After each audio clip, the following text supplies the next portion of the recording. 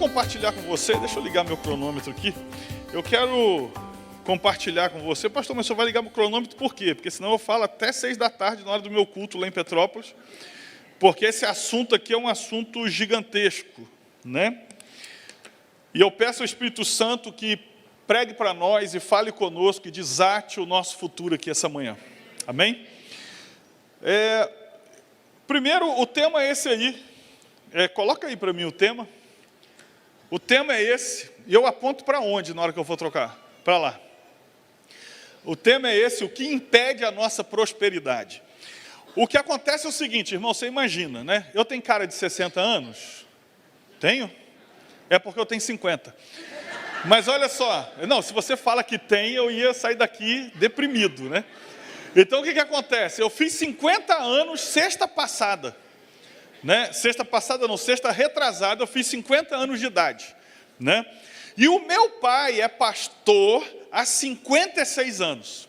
Então significa que quando eu nasci, meu pai já era pastor há 6 anos.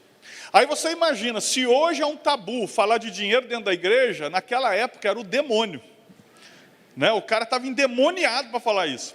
Eu lembro que eu falava com meu pai quando era criança, eu falava assim, pai, quando crescer eu quero ser rico. Ele falava assim, você tem que querer morar no céu, menino. Por quê? Porque era uma incompatibilidade, né? A gente falava, ó, o rico vai para o inferno. Então, tinha várias coisas que aconteciam nessa época, né? E eu nasci nessa época, mas a minha mente parece que já foi se libertando aos poucos. Por exemplo, eu acho que já tinha um espírito empreendedor. Eu me lembro que quando eu era criança, eu via meu pai distribuindo folheto, né? Fazendo evangelismo, e eu tive uma brilhante ideia. Eu falei assim, eu vou vender os folhetos. E aí, o que eu fiz? Eu, com 7 anos de idade, peguei um pataco de folheto lá, fui batendo de porta em porta, falei assim, você quer comprar? E aí, eu acho que a pessoa olhava, ficava com pena de mim, me dava uma moeda e ficava com o folheto. De uma forma ou de outra, eu já era um evangelista nato, né? E um empreendedor nato, né? Mas, tipo assim, meu pai acho que não sabe disso até hoje. Mas o que acontece? Então, assim, eu nasci dentro dessa cultura, né? Dessa prisão mental que mostrava assim, cara, o rico vai para o inferno e essa coisa toda, e você não tem que querer ficar rico, você tem que querer ir para o céu. E a gente olha para a Bíblia, esquece que José foi pobre, miserável, até sair da prisão, e depois ele virou o chefe do governo de Faraó. Então significa que se tinha um camelo 4.0 com ar-condicionado, esse camelo era dele. Por quê? Agora ele é o cara. A gente esquece que Deus prosperou tanto Jacó, a gente esquece que Abraão sai com uma situação, e no capítulo 13, Deus prospera tanto Abraão e Ló, que a Bíblia diz, a terra não suportava os bens deles juntos. Ou seja, a gente acreditar que o fato de sermos ricos, nós não vamos entrar no céu, significa que nós vamos dizer que Abraão não foi para o céu, que Jacó não foi para o céu, e que José não foi para o céu, que Daniel não foi para o céu. Ou seja, por quê, meu irmão? Porque Deus não tem problema com riqueza, porque afinal de contas o céu e a terra pertencem a Ele. A riqueza não escandaliza Deus, o que escandaliza Deus é a miséria. Por que você fala isso? Porque lá no céu a Bíblia diz que vão ter ruas de... Você imagina asfalto de ouro, irmão? Porque a gente fala rua de ouro, a gente romantiza. Mas é o quê? Asfalto. Nós estamos dizendo que nós vamos andar em asfalto de ouro. Agora, você acha que Deus tem problema com a riqueza se o asfalto da cidade dele é de ouro? Vocês já estão com aquela cara. Você está entendendo? Então, tudo isso é um espírito religioso que bloqueia o nosso coração. A Bíblia fala que o mar é de cristal. Se o mar é de cristal, significa que vai ter algo cristal líquido, que é o mar. Ou seja, Deus está acostumado com excelência. A Nova Jerusalém, as portas são 12 pedras, uma pedra para cada porta inteira. Você tem noção do que é isso? A gente vai lá no fundo do mar para caçar uma pedrinha de pérola desse tamaninho, e a Nova Jerusalém diz que é uma pedra enorme de pérola que é a porta. A cidade, quando você entrar, a rua de ouro. E aí você acha que Deus está preocupado se a gente... Não, esse menino tem que ficar do jeito que está, porque senão eu perco ele. Você está entendendo? É a religião que botou isso na nossa cabeça. E aí, vamos começar por aí. Abra sua Bíblia Eu vou começar pelo fim. Ainda bem que sou eu mesmo que estou no controle aqui do telão, né? Senão o pessoal lá já ia ficar enrolado. Olha só, abra sua Bíblia em Eclesiastes 10, versículo 19. Eclesiastes 10, 19 diz assim: para rir, se puder colocar no telão, não sei se tem a tradução aí, para rir se fazem convites, e o vinho alegra a vida, e por tudo o dinheiro responde. Está na Bíblia.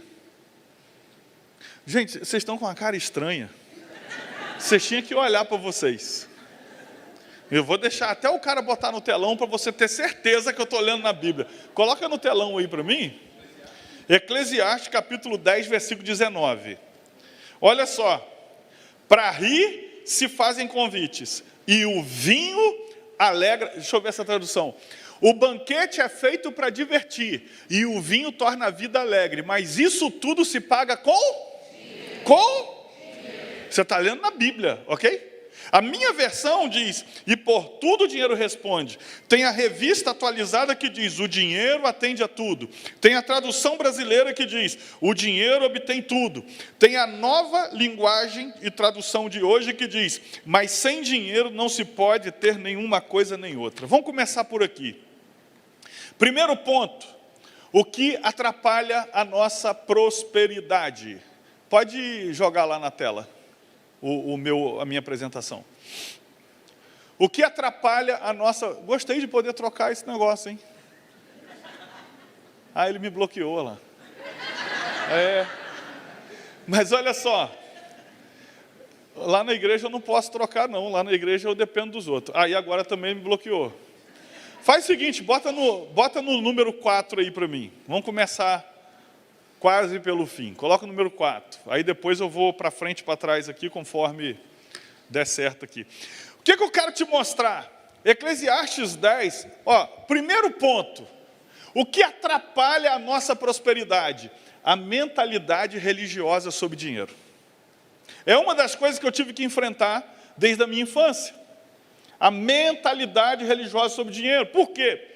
Eu tenho mestrado em Direito pela Universidade Católica. E quando eu fui fazer o mestrado em Direito, aliás, quando eu fui defender a minha dissertação, eu tive que ler muito, lógico, tudo secular, né? Estava fazendo mestrado em Direito. E eu vi tanta coisa, porque passava pela Reforma Protestante, os livros que eu tinha que ler, tudo seculares, e eu me pergunto onde a gente se perdeu. Por quê? Não são os nossos livros, mas Calvino autorizava os pastores dele a negociar com o salário, porque Calvino entendia que se os pastores fossem ricos, teriam maior influência sobre a sociedade. E hoje, os pastores, para serem honestos, na cabeça do povo, tem que ser quase miserável. A gente fala dos pais da igreja, mas não leu tudo que os caras escreveram. Você está entendendo? Então, assim, uma das coisas que arrebentou a nossa prosperidade como povo de Deus foi a mentalidade religiosa sobre dinheiro. Porque não foi a Reforma Protestante que disse que quanto mais miserável é melhor, e aí a religião anterior, você dava tudo para ela e ia ser um miserável, porque aí parecia santidade, né?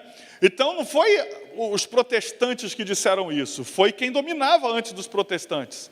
E eu fui ler isso tudo lá, estudando para fazer a minha dissertação, porque eu falei sobre laicidade. Então, os livros seculares, eu não estou falando de livro evangélico. E isso é a mais pura verdade. Por quê? Porque a religião diz para a gente que o dinheiro é a raiz de todos os males. Você já deve ter ouvido isso. Mas a Bíblia, e não a religião, diz que é o amor ao dinheiro que é a raiz de todos os males. Não é o dinheiro. Porque quando eu vou para Eclesiastes 10, Eclesiastes diz que tem coisa que precisa do dinheiro para pagar. Por exemplo, para ser salvo em Cristo Jesus, precisa de dinheiro? Não, precisa do sangue de Jesus. Ok? Para receber cura divina de Cristo, precisa de dinheiro? Não, precisa ter fé, crer e receber de Jesus, né? Ou seja, para ser salvo, para receber Espírito Santo, para receber Jesus, não precisa de dinheiro. Mas o que Eclesiastes está dizendo é que tem coisa que precisa de dinheiro. Exemplo, eu nem sabia, vocês estão comprando um terreno, não é isso? E isso se paga com o quê? Com dinheiro. Mas isso é bíblico, Eclesiastes está dizendo, tem coisa que se paga com Dinheiro. Mas a religião, ao longo dos séculos, foi colocando o dinheiro como o problema do mundo. Porque cortaram o início do texto. Não é o dinheiro que é a raiz de todos os males, mas o amor a esse dinheiro que é a raiz de todos os males. E Eclesiastes vai dizer o contrário. Tem coisa que você vai resolver com dinheiro. Não é isso? Ou seja, vamos comprar o terreno, vamos resolver com dinheiro. Mas aí a religião vem colocando várias coisas na nossa cabeça. Por exemplo, pastor, só tem que entender que riqueza não traz felicidade. Quantos já ouviram isso? Eu quero fazer uma pergunta aqui nesse auditório. Quantos aqui têm um projeto de vida de nos próximos 5 anos perder tudo que tem para ser feliz? Mas é perder tudo, depender de cesta básica. Quem tem esse projeto de vida? Se tiver alguém, eu vou orar por você. Porque você não é normal. Ué, se essa frase religiosa fosse verdadeira, a gente tinha que ter projeto para perder tudo.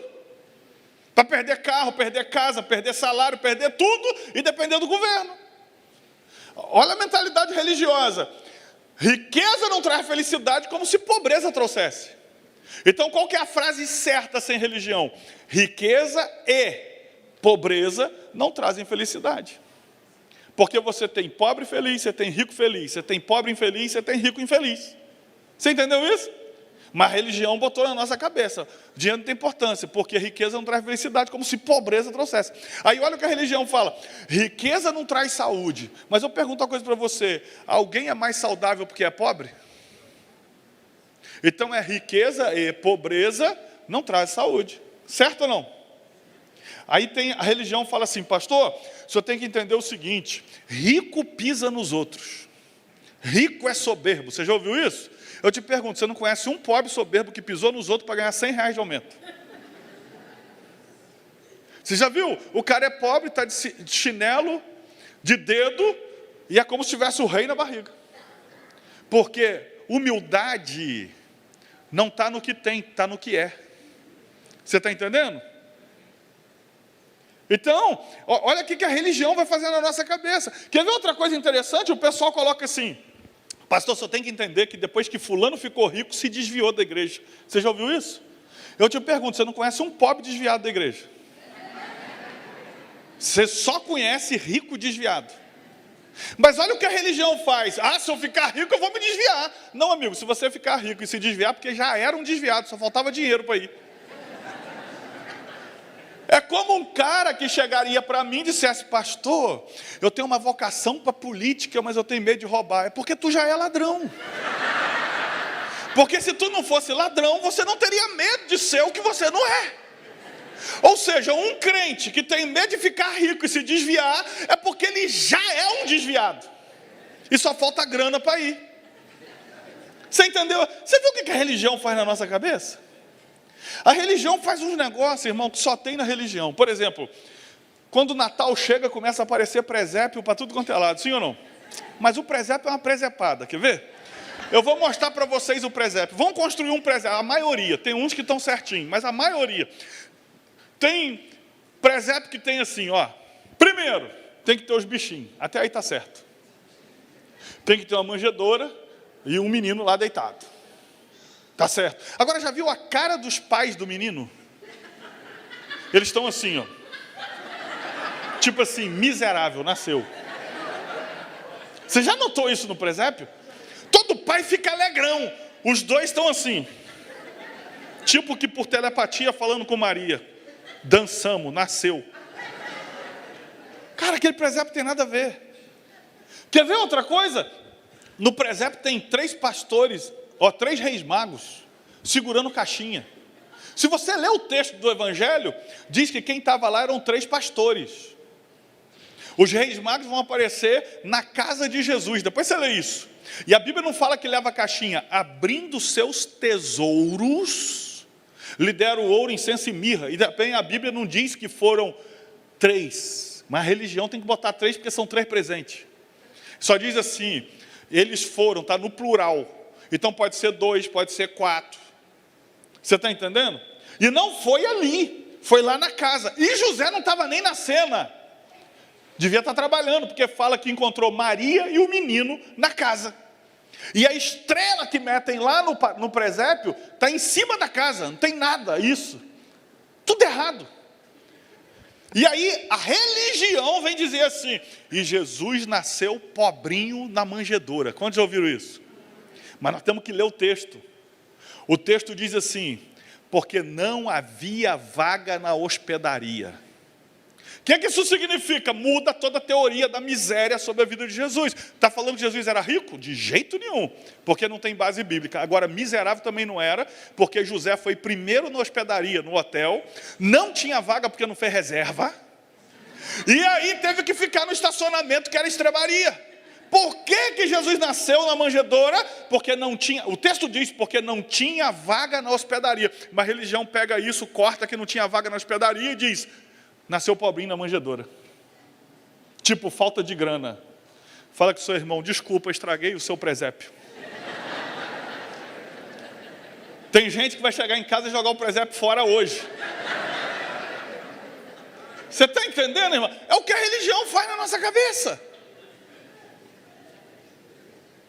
Alguém diz assim, pastor, mas eu tenho que entender que o amor é a coisa mais importante. Paulo diz, ainda que eu falasse a língua dos anjos e dos homens e não tivesse amor, nada disso adiantaria. Com dinheiro é a mesma coisa, o cara ter dinheiro e não ter amor, ele vai ser egoísta, só vai pensar nele. Agora, se tiver dinheiro e tiver amor, aí vai fazer muita coisa para muita gente. E assim, para a gente mudar o ponto, deixa eu dizer uma coisa para você. Para você entender o dinheiro, você precisa entender a faca. Como a faca? A faca. Eu pergunto uma coisa para você. Pode responder que se quiser errar não consegue. Olha só, aquela faca que você tem lá na sua cozinha, eu estou falando da tua, que você tem na sua cozinha, que você usa para cortar carne, que você usa para cortar pão, para passar manteiga, aquela, é bênção ou maldição? É bênção ou maldição? Ok.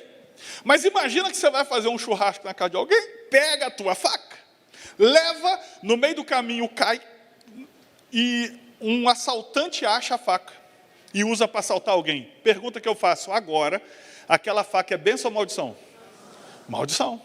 Imagina que ele pega, assalta o cara, amarra o cara no poste, e sai correndo, e deixa cair a faca também, veio alguém de bem, pega a faca, liberta o cara. Eu te pergunto, agora essa faca é bênção ou maldição? Pastor, o que isso tem a ver com dinheiro? Simples. Dinheiro é como uma faca, não tem essência, assume a essência do dono. Você está entendendo? Você entendeu isso? Não tem dinheiro ruim, tem gente ruim que tem dinheiro. E não tem dinheiro bom, tem gente boa que tem dinheiro. Você entendeu?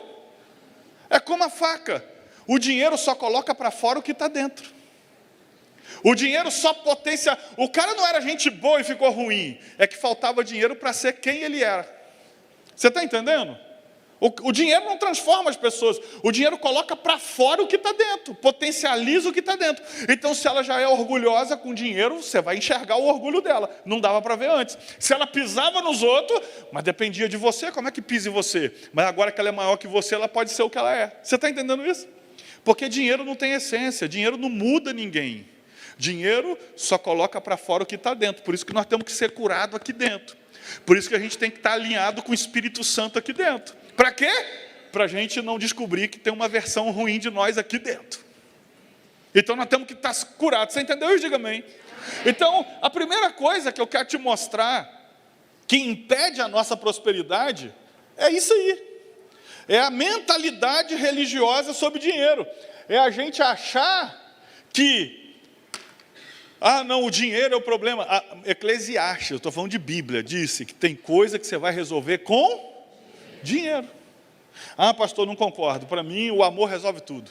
Então, faz isso. Amanhã é segunda-feira. Eu sei que vocês têm cara tudo da riqueza, então não deve ter ninguém com boleto para pagar. Mas sabe o que você faz? Chega na tua família, que lá tem um monte de boleto para pagar. Pede, fala assim, família, vou pagar tudo para vocês amanhã, que eu sortei. Aí, pega lá, 50 mil reais de boleto, chega no banco e diz, quero pagar isso tudo antecipado. O cara vai dizer assim, você vai pagar debitando na conta ou passando no cartão? Diz assim, vou pagar com amor.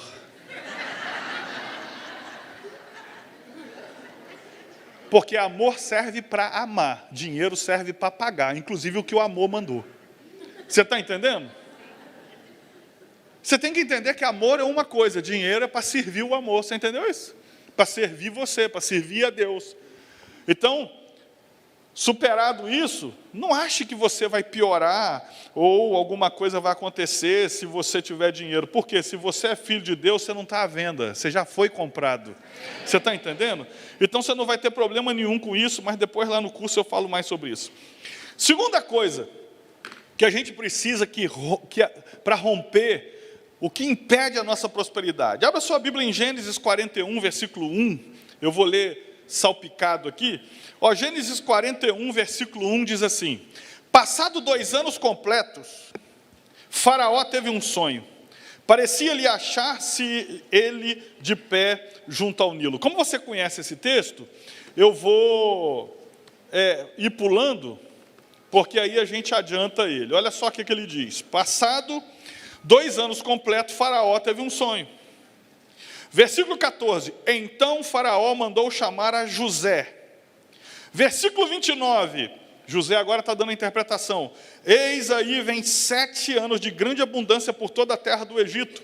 Seguir-se-ão 7 anos de fome, e toda aquela abundância será esquecida na terra do Egito, e a fome consumirá a terra.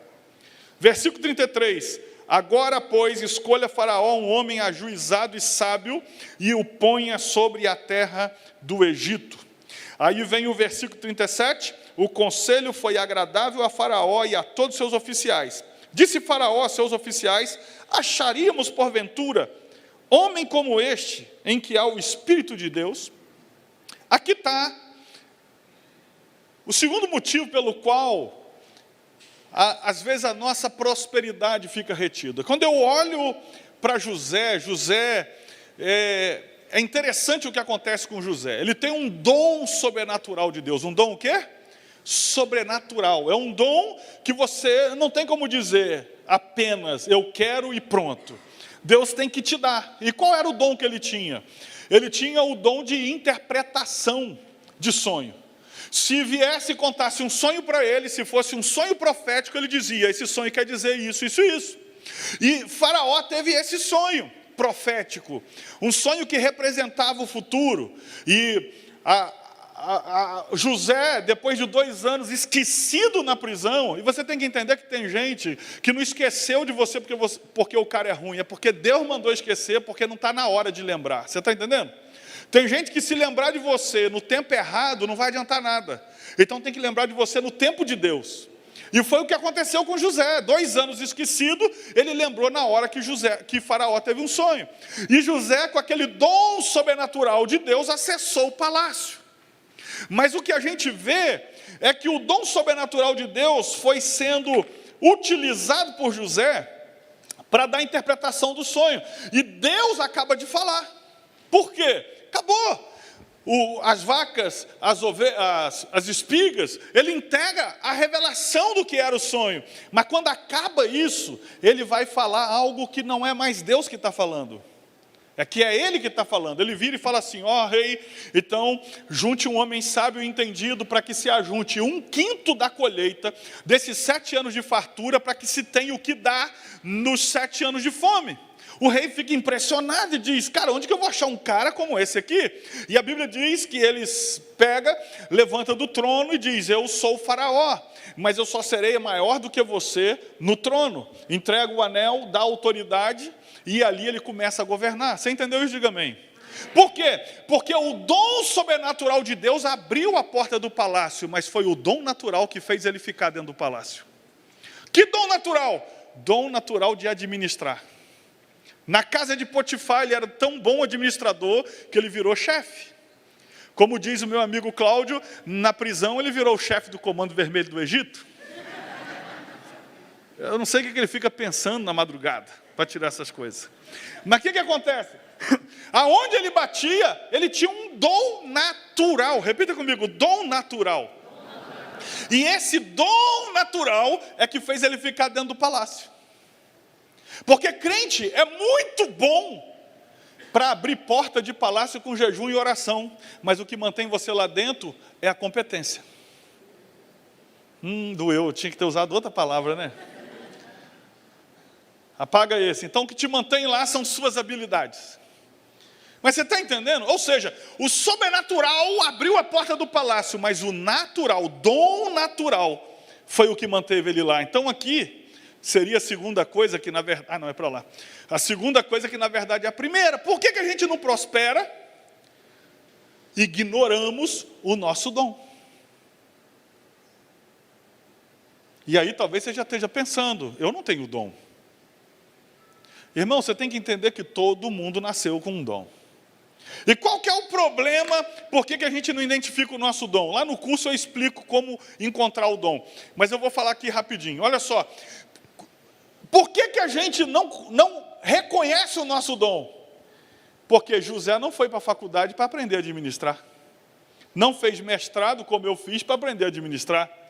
Não teve que ficar de madrugada lendo vários livros para aprender a administrar. Por quê? Porque você tem que entender que dom nasceu contigo, não tem esforço para conquistar dom. Se o dom é natural teu, você não fez trabalho nenhum. Você pode até melhorar ele estudando e preparando. Agora, nasceu contigo. E aí é que entra o problema. Como não teve esforço nosso, a gente ignora. Você tá ent... E José usou o dele. Você está entendendo isso? Diga amém. Eu vou te dar 3 dicas rápidas para você começar a descobrir o seu dom, depois você vê lá no curso. 3 rápidas. Primeiro, anote aí. Quando acabar o culto, chegar em casa, anote aí. Relacione tudo que você gosta de fazer. Tudo. Não estou falando se dá dinheiro, se é viável ou não é viável. Tudo que você gosta de fazer, relaciona. Aí antes que o engraçadinho fale alguma coisa, ah, pastor, adoro dormir, então morra. Porque sempre tem um, né? Adoro dormir. Você nasceu para morrer, meu filho. Então libera a fila que tem gente querendo voar. Mas olha só. Eu tinha que ter tomado meu remédio, né, de manhã. Primeira vez que eu venho aqui, olha só. Talvez até a última, né? Mas olha só. Veja bem. Dom tem a ver com o que eu gosto de fazer. Então o que eu tenho que fazer? Relacionar o que eu gosto de fazer. Pode ter 10 coisas que eu gosto de fazer. Depois eu vou descobrir quais são as 3 que eu mais gosto de fazer. Segunda coisa, relacione o que te pedem para fazer. Por quê? Porque tem gente que já identificou que aquele é o seu dom e você duvida que tem um. E já estão te usando de graça o seu dom. De graça. Irmão, eu não sei se aqui tem, mas toda igreja que eu vou tem uma boleira. Sabe aquela que faz o bolo? Não é um bolo, é o bolo. Né? Tem umas igrejas que até acusam assim, ó. O cara aponta, faz assim, olha. Né? Por exemplo, essa pessoa toda aniversário é lembrada. Pode ser chata, cri-cri, mas o bolo é bom demais. Aí ele é convidado para os aniversários com uma frase no final, só não esquece do bolo. Aí ela passa um perrengue, vira um gás de cabeça para baixo, porque diz, eu não tenho nada, coitado de mim. Deus está falando, está difícil, hein? Todo mundo já te pede para fazer, porque dom tem a ver com aquilo que o pessoal já pede. Porque é mais fácil para a gente dizer, para quem está sentado, até porque quem está sentado do lado é panelinha, então é fácil, você já conhece. Então veja bem, é mais fácil dizer quem está sentado do teu lado qual é o dom dele, do que dizer qual é o seu. Porque como você se conhece, sabe que não estudou para isso, sabe que não se esforçou para isso, mas é isso mesmo, o dom não teve esforço, nasceu, um presente, toma. Você está entendendo?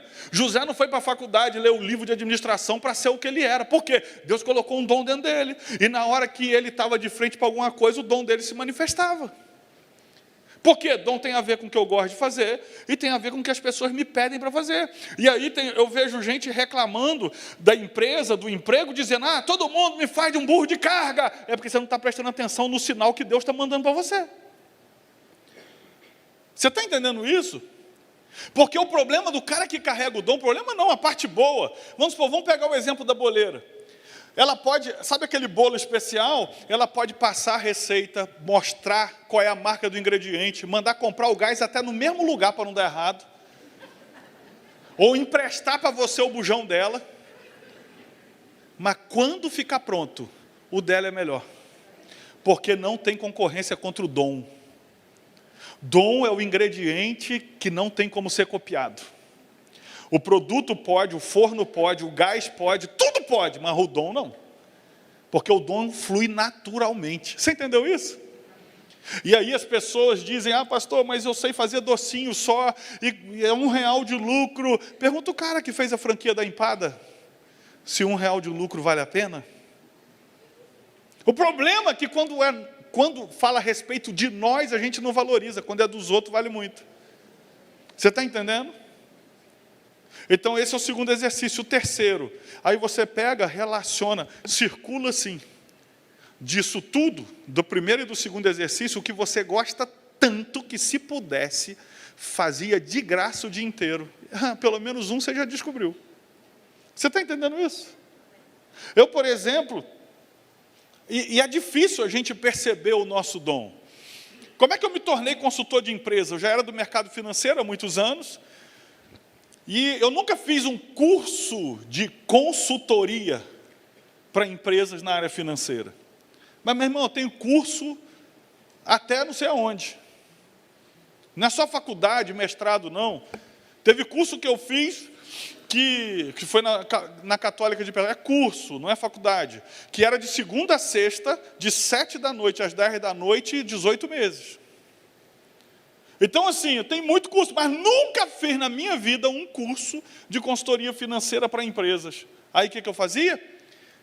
Dava consultoria de graça para os amigos, porque para mim eu não considerava um curso, uma capacidade, porque eu nunca me esforcei para aprender aquilo.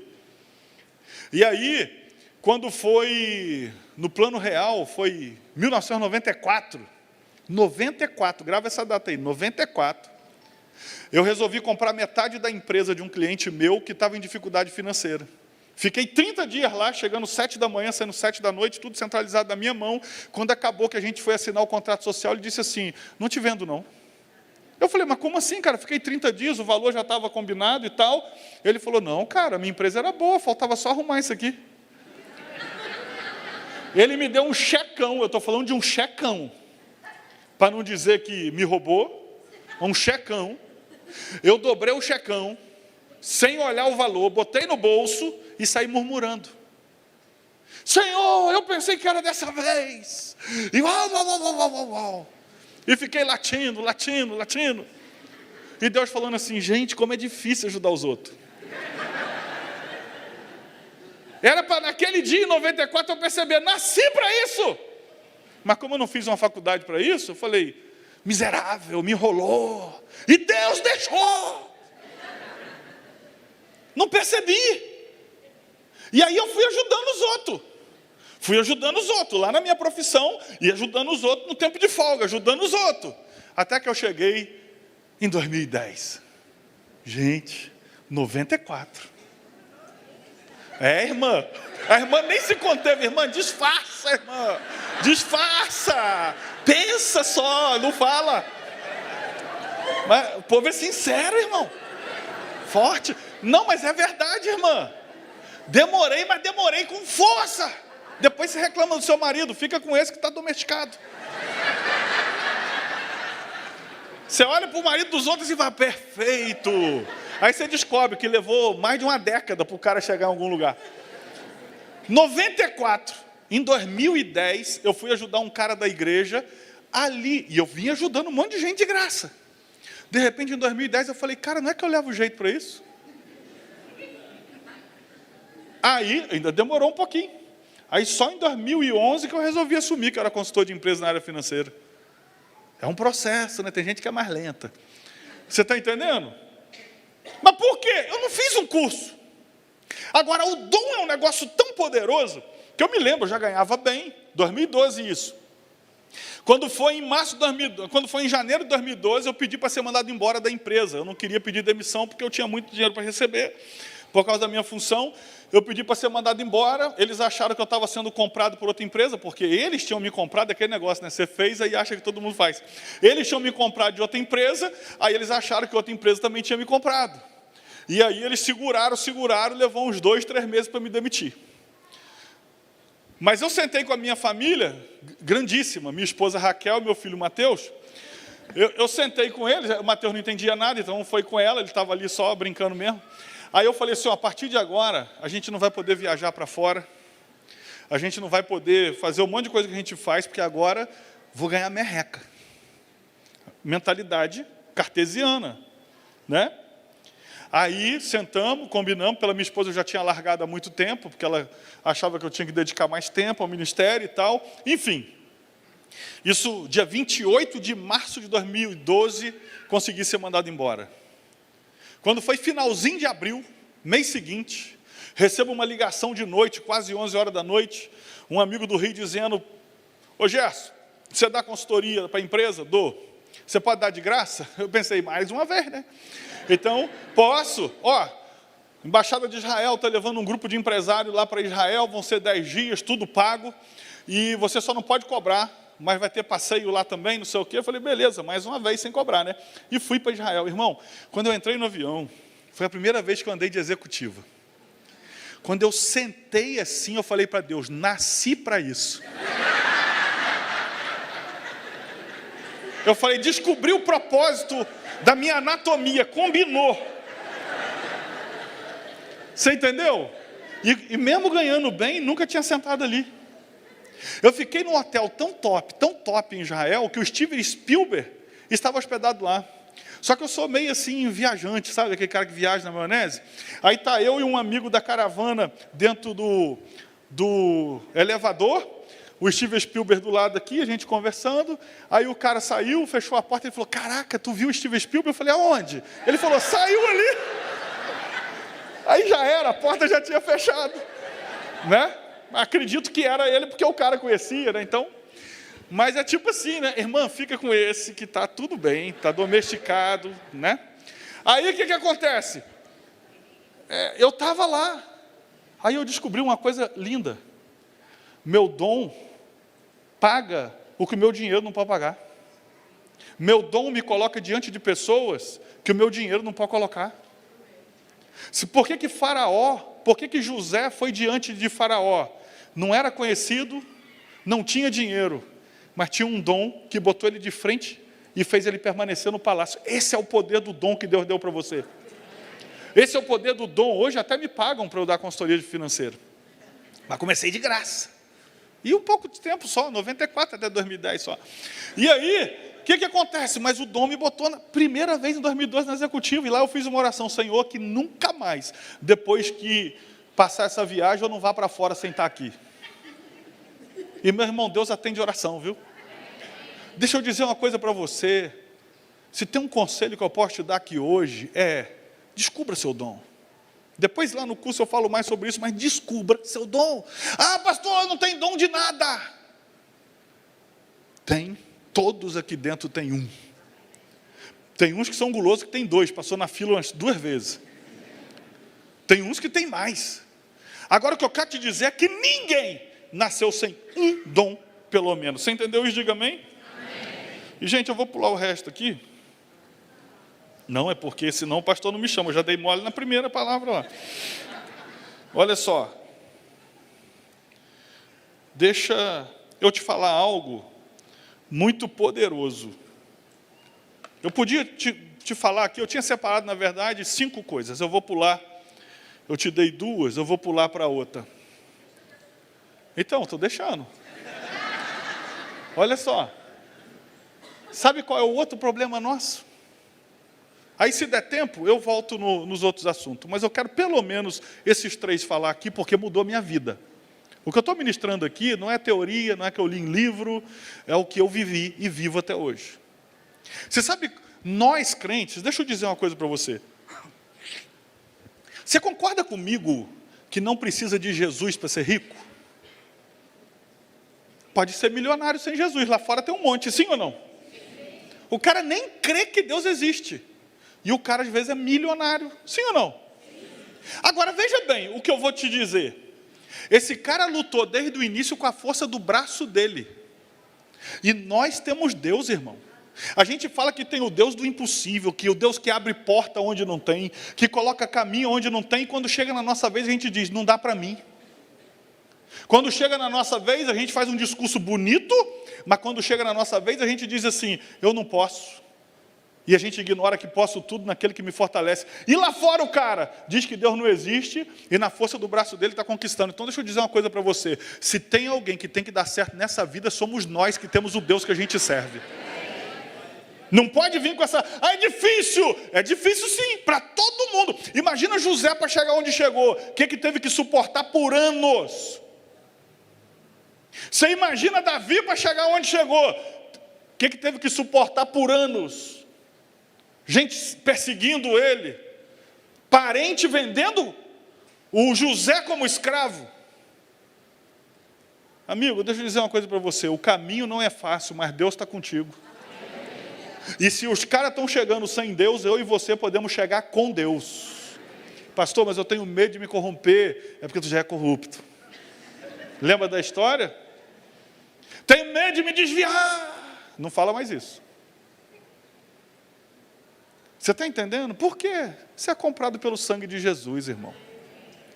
Você é propriedade real. Você é nação santa. Você está entendendo isso? Povo escolhido. Você está entendendo isso, irmão? Agora deixa eu dizer uma coisa para você. Lá fora, eles não têm isso.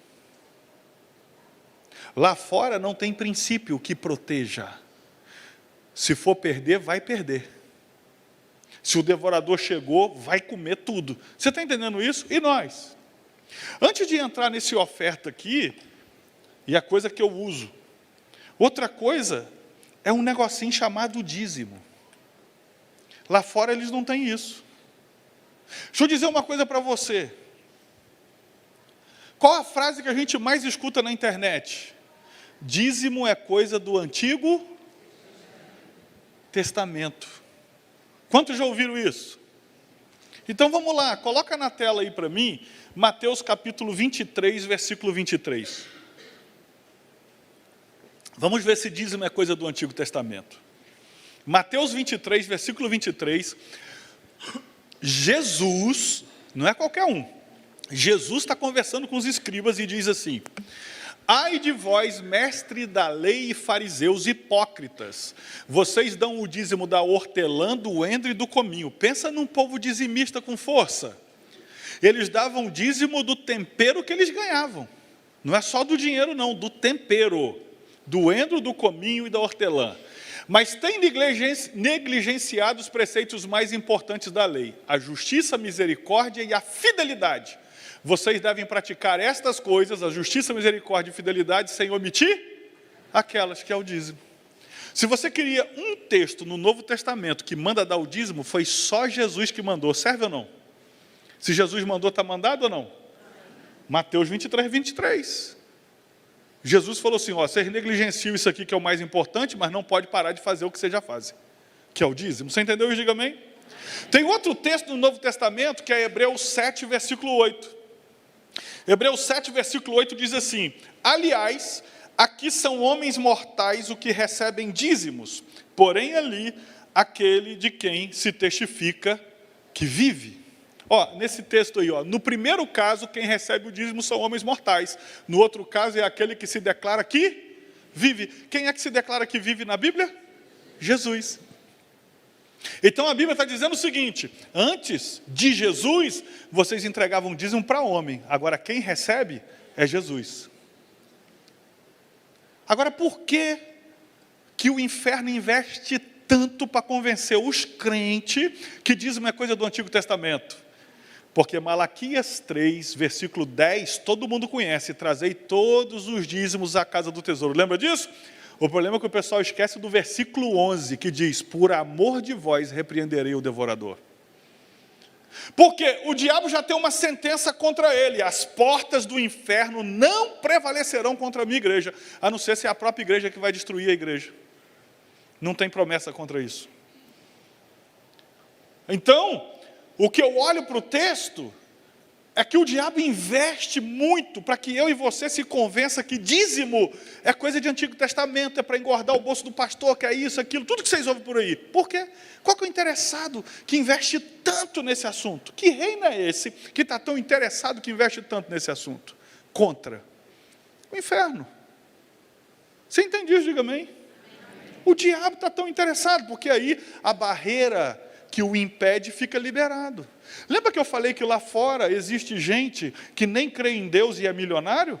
Mas jogue na internet, milionários que perderam tudo. Porque não tem princípio que protege. Se o devorador puxar a ficha, foi. É só você olhar. Do mesmo jeito que é verdade que não precisa de ter Jesus para ser rico, também é verdade que sem Jesus, se o devorador entrar, leva tudo. E o diabo investe para convencer a gente que isso não é verdade. E eu vou te contar uma experiência que aconteceu lá na igreja.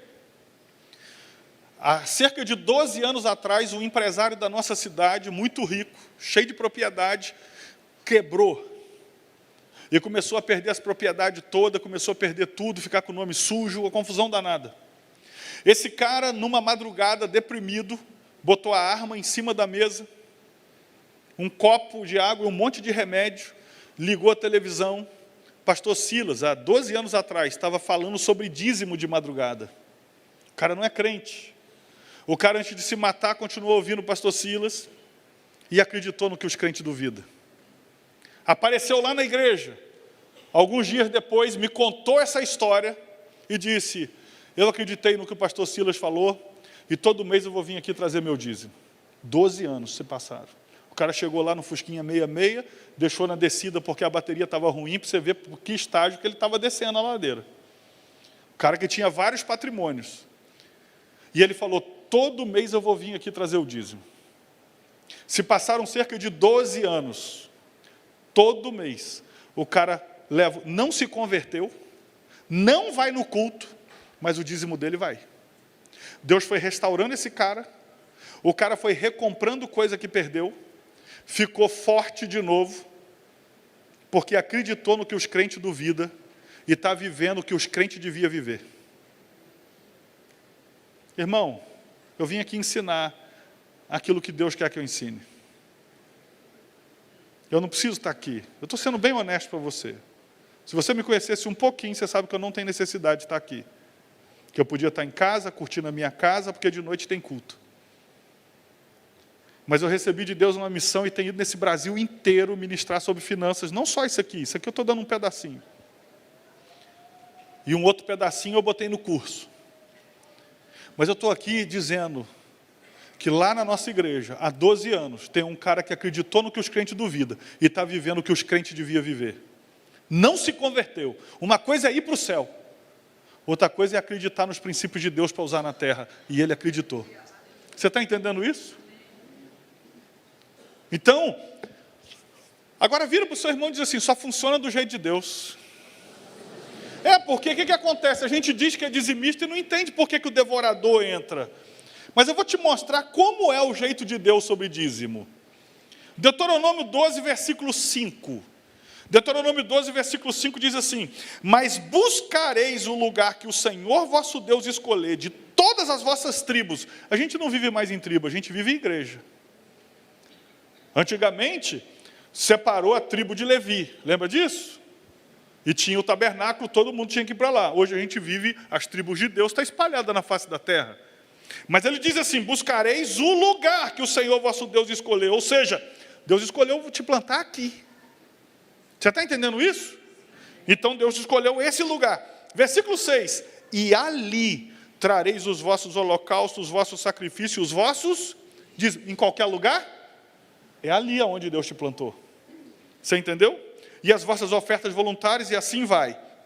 Versículo 8.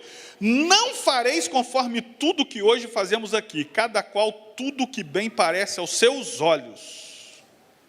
Mas no lugar, versículo 14, mas no lugar que o Senhor escolher, numa das tuas tribos, ali oferecerás o teu holocausto e ali farás tudo que te ordeno. Deixa eu dizer uma coisa para você. Quando alguém chega para mim e diz assim: pastor, eu sou dizimista fiel. Fiel. E o devorador entrou. Eu digo: como você entrega o seu dízimo? Porque não funciona do seu jeito e na sua boa intenção. Funciona do jeito que Deus botou. E o que Deus botou é: aonde eu te plantei, é ali que você vai trazer o seu dízimo. E você não vai fazer como é o costume que tem feito hoje. Naquela época, cada um entrega onde você quiser. Porque tem que ser no lugar que eu escolhi. E aí eu pergunto a essa pessoa, por quê? Como é que você entrega? Porque às vezes a pessoa vai dar 10 mil de dízimo, e ela acha muito dinheiro.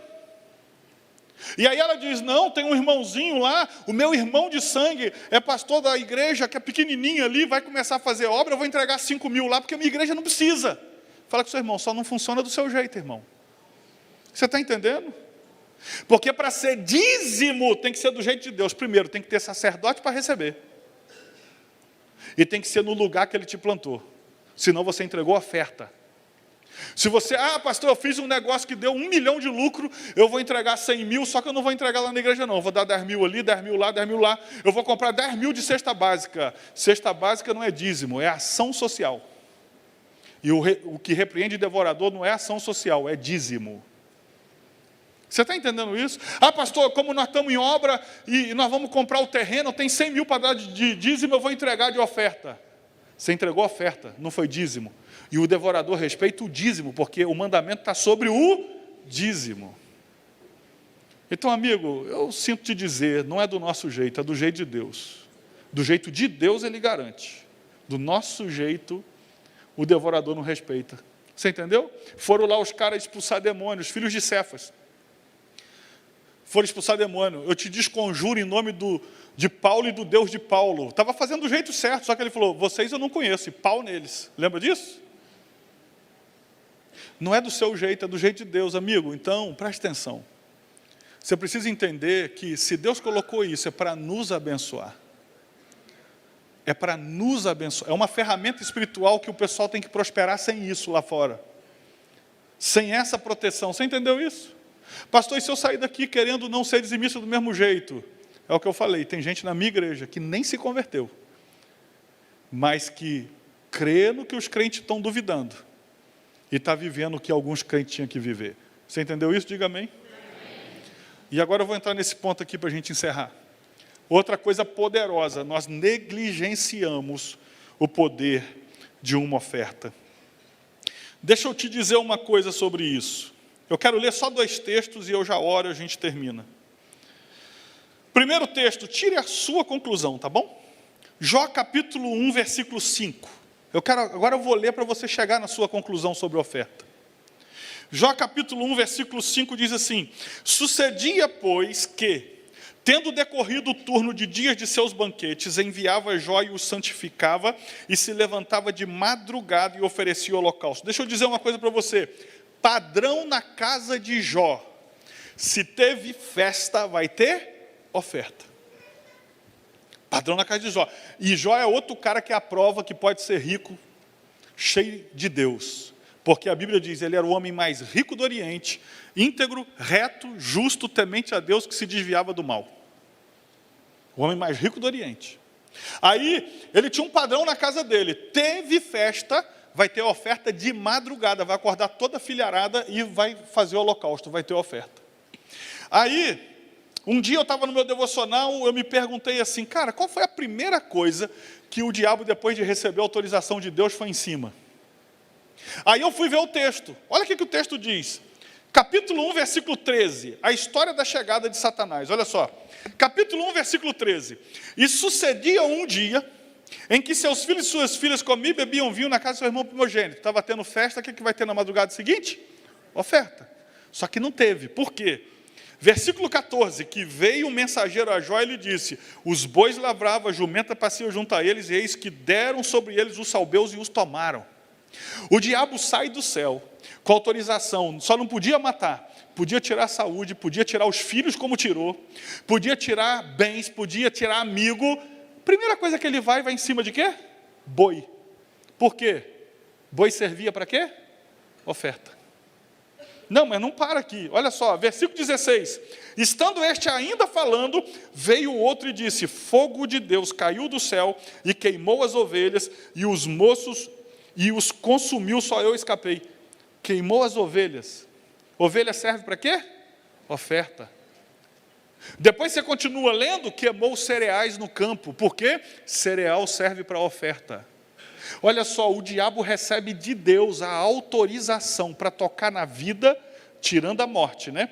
Mas tocar na saúde como tocou, arrancar os filhos, fazer o que quisesse. Primeira coisa que o diabo vai aonde? na oferta. Por quê, irmão? Porque o diabo tenta convencer a mim e a você que dízimo e oferta é coisa do Antigo Testamento, mas ele continua pedindo até hoje. Você sabe de que eu estou falando, sim ou não? Ele continua pedindo até hoje, porque ele sabe que no mundo do espírito, oferta tem poder. Você está entendendo isso? Mas e nós? Ele tenta convencer, bota um monte de cara na internet para dizer que tudo isso não precisa, e ele continua pedindo lá fora. Você está entendendo isso? Aí ele recebe de Deus autorização para tocar em Jó. Mas a primeira coisa que ele faz, teve festa na casa de Jó, quando ele recebe autorização, ele vai lá e detona para na madrugada seguinte não ter oferta. Por quê? Se ele tem poder para autorização de Deus para destruir, ele vai lá e tira a oferta da mão dele primeiro. Agora, o que é mais impressionante que isso, você concorda comigo que Deus tem todo o poder no céu e na terra? Concorda?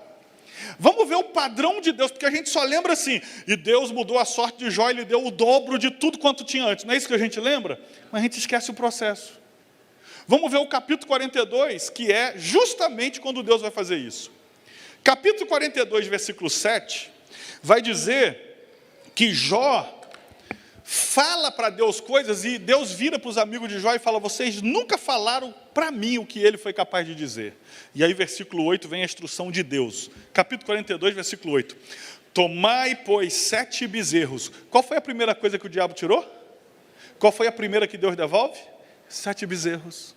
O Deus que pode tudo. Tomai, pois, 7 bezerros e 7 carneiros. Qual é a outra coisa que o diabo tirou? Ovelha. Qual é a que Deus devolve? Carneiro. E ide a meu servo Jó, e oferecerei holocausto por vós, porque aquela madrugada estava retida, porque o diabo não deixou. E a Bíblia diz que quando ele orava pelos seus amigos, aí a gente pensa no século 21, botou de joelho e botou a mão. Não, para oferecer a oferta.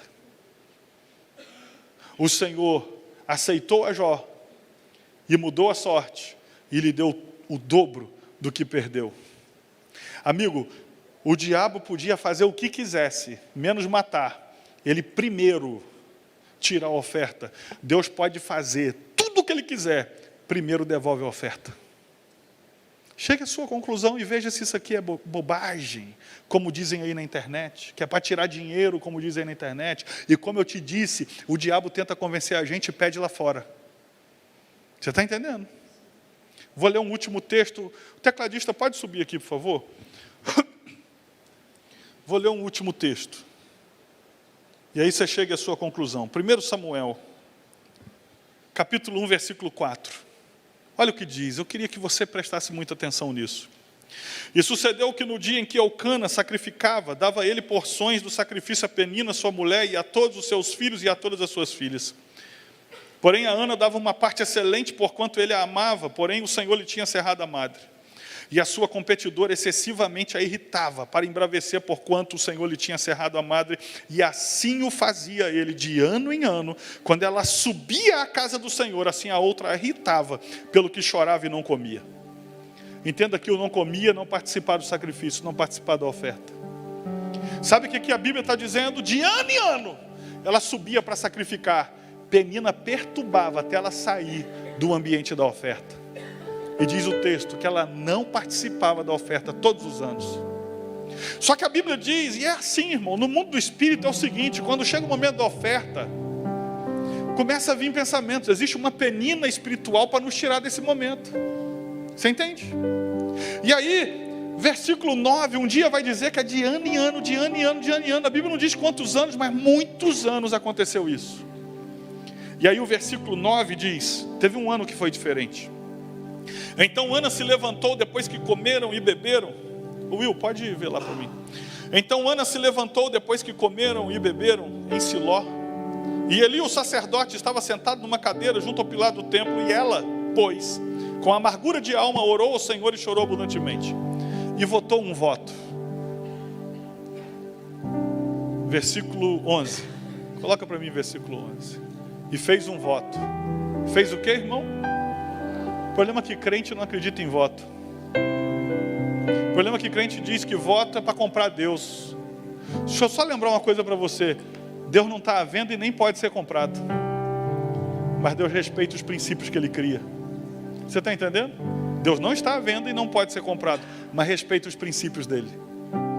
E votou um voto dizendo: Senhor dos exércitos, se benignamente atentares para a aflição da tua serva e de mim te lembrares da tua serva, não te esqueceres, mas a tua serva deres um filho varão, ao Senhor o darei por todos os dias da sua vida. É muito fácil a gente no século 21 olhar essa oração de Ana, mas quero contextualizar para o século 21 então. Sabe o que Ana está dizendo? Ana está dizendo assim: Senhor, eu quero tanto um filho, que se o Senhor me der, eu fico sem e entrego para o Senhor. É isso que ela estava dizendo. Vamos contextualizar ainda mais. É como alguém que quer aquela casa tão apaixonante e diz: Senhor, eu quero tanto aquela casa, que o dia que eu comprar, eu entrego ela de oferta e fico sem. Você entendeu a oração de Ana agora? Ana está dizendo assim: o que eu mais quero na minha vida é ter um filho, mas sou capaz de, se o Senhor me der, ficar sem e te entregar. Deus aceitou, porque crente duvida de voto. Deus aceitou o voto de Ana. E tem mais, não deu para ela só um filho, deu um profeta. Aí chegou a hora de entregar um menino, Samuel. Aí versículo 24 vai dizer como é que foi essa entrega. Ela falou que se o Senhor me der um filho, eu te dou um filho. Mas chegou a hora de entregar. Olha o que Ana faz. Versículo 24: e havendo-o desmamado, o levou consigo, ainda pequena, a casa do Senhor em Siló, com um novilho de 3 anos de idade. Só uma pergunta: ela ofereceu o novilho de 3 anos no voto? Ela falou: vou te entregar o menino. Mas na hora de entregar o menino, ela falou: vou levar um novilho de 3 anos. Uma arroba de farinha. Ela ofereceu farinha de oferta? Não. Uma arroba de farinha, uma vasilha de couro cheia de vinho. Ela prometeu vinho? Não. É como se Ana falasse assim: cara, Deus me deu o que eu mais queria e agora eu vou lá entregar para ele. Só vou ver uma vez por ano meu filho. Mas eu estou tão feliz que eu não vou levar só isso para Deus, porque isso eu já falei que eu ia entregar. Eu vou levar esse bezerro, eu vou levar essa farinha, eu vou levar esse vinho, porque é o que ele fez para mim. Você nunca vai encontrar na Bíblia um outro texto, Ana pedindo outro filho para Deus. Mas deixa eu te dizer aqui, veja se isso é coincidência. 1 Samuel capítulo 2, versículo 21, e chega à sua própria conclusão sobre a oferta. Ana nunca mais orou sobre isso, mas ele diz, o texto: visitou, pois, o Senhor a Ana, e concebeu, e teve 3 filhos e 2 filhas, e o jovem Samuel crescia diante do Senhor. Você e eu nunca vamos ganhar de Deus na capacidade de dar. Cara, Ana faz um voto, eu já achei que o voto dela fosse top. Eu fico sem, entrego para o Senhor, vou ver ele uma vez por ano, mas eu prefiro ter e colocar na tua mão do que não ter nunca. Mas na hora de entregar, ela falou: não vou levar só o que eu prometi. Pega um bezerro aí que eu vou levar. Pega a farinha aí que eu vou levar. Pega o vinho aí que eu vou levar. Nunca mais orou dizendo: me dá mais um filho. Deus falou. É como se Deus falasse: eu sou melhor que você. Eu consigo dar mais do que você pediu. Eu podia ficar 1 hora aqui. Eu amo tanto esse assunto. Eu vivo tanto esse assunto. Eu tenho tanto testemunho para te contar desse assunto, que eu podia ficar 1 hora aqui falando só disso, de oferta. Mas eu sei que a Bíblia diz que não é pelo meu convencer, é pelo Espírito de Deus. Eu queria orar por nós. Você pode se colocar de pé? Se você quiser, meus livros estão lá fora, daquele jeito que eu te falei, é uma oferta. Meu curso está lá fora. E eu queria orar por nós essa manhã. Como família, queremos prosperar, queremos crescer, queremos avançar, e Deus é a nossa chave. Senhor, essa manhã eu quero te agradecer pelo privilégio de servir ao Senhor, servir no teu povo.